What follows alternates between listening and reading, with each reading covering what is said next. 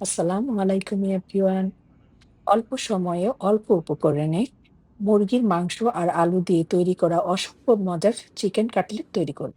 ইফতার, নাস্তা অথবা বাচ্চাদের টিফিনের জন্য চলুন বানিয়ে ফেলি চিকেন পটেটো কাটলেট।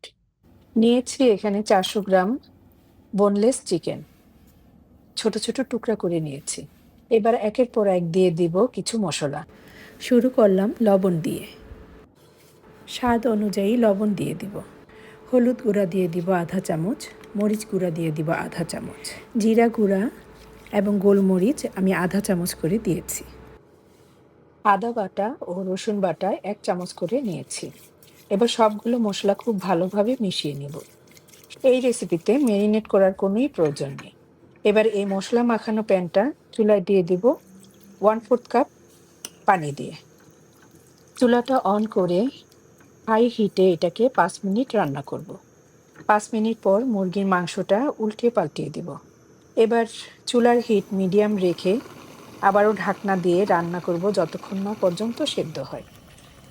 সেদ্ধ হয়ে যাবার পর যদি কোনো পানি অবশিষ্ট থাকে তাহলে তা টানিয়ে নিতে হবে। এখন আরও কিছু উপকরণ দিয়ে দিব। দিয়ে দিব 1 চা চামচ আস্ত জিরা। দিয়ে দিব রসুন কুচি 1 চা চামচ। দিয়ে দিব 1 টেবিল চামচ পরিমাণ তেল। আধা কাপ পেঁয়াজ কুচিও দিয়ে দিলাম। সব কিছু খুব ভালোভাবে মিশিয়ে নিব 5 থেকে 6 মিনিটের জন্য। খেয়াল করলে দেখা যাবে পেঁয়াজের রং কিছুটা পাল্টে গেছে। এই পর্যায়ে দিয়ে দিতে হবে আলু। আমি বড় সাইজের 2টা আলু সিদ্ধ করে টুকরা টুকরা করে নিয়েছি। আলুটা দিয়ে আরও 3-4 মিনিট রান্না করে নিব।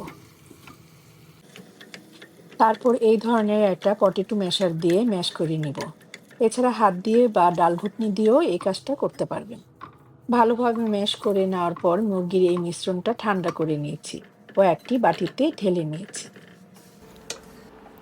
এবার দিয়ে দিব ধনিয়া পাতা 2 থেকে 3 টেবিল চামচ, পুদিনা পাতা 2 টেবিল চামচের মতো, দিয়ে দিব 1 টেবিল চামচ লেবুর রস এবং আরও দিয়ে দিব 1 টেবিল চামচ কাঁচামরিচ কুচি। সব কিছু খুব ভালোভাবে মেখে নিতে হবে। এবার মন মতো শেপ দিয়ে নিব। আলু থাকার কারণে এক্সট্রা বাইন্ডারের কোনো প্রয়োজন নেই। কাটলেটের শেপটা আপনাকে দেখে বুঝে নিতে হবে, এটা বলে বোঝাতে পারবো না।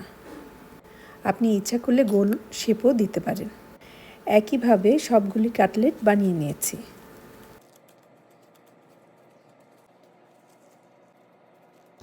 এবার কোট করার পালা। সেই জন্য 2টি ডিম ফেটে নিয়েছি। ডিম দিয়ে কাটলেটগুলি কোট করে ব্রেড ক্রামে গড়িয়ে নিতে হবে। ব্রেড ক্রাম যদি না থাকে তাহলে বিস্কিট গুঁড়া করে ব্যবহার করতে পারেন। একই প্রসেসে বাকি কাটলেটগুলিও কোট করে নিলাম। কোট করার সাথে সাথে না ভেজে ফ্রিজে রেখে দেব কমপক্ষে 15 থেকে 20 মিনিট। এই সময়ের মধ্যে ব্রেড ক্রামগুলো সেট হয়ে যাবে। আর যদি আপনি এগুলোকে ফ্রোজেন করতে চান তাহলে একটি প্লেটে কাটলেটগুলো ডিপ ফ্রিজে রেখে দিবেন এবং ঘন্টাখানেক পর ফ্রিজ থেকে বের করে একটি এয়ারটাইট বক্স অথবা জিপলক ব্যাগে রেখে দিতে পারেন। এগুলি অনায়াসে ফ্রিজে 1 মাস সংরক্ষণ করতে পারবেন। ভেজে নেওয়ার 1 ঘন্টা আগে বের করে নিলেই হবে। কাটলেটগুলো এবার ভাজার পালা। পর্যাপ্ত পরিমাণ ডুবো তেলে ভাজতে হবে। চুলার হিটটা থাকবে মিডিয়াম টু হাইয়ের মাঝামাঝি।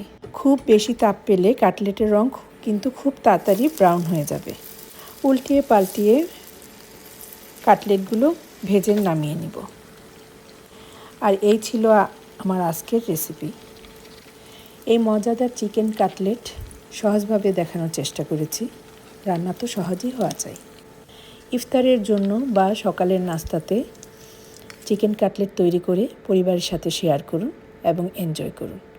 ভালো থাকুন, সুস্থ থাকুন। আল্লাহ হাফেজ।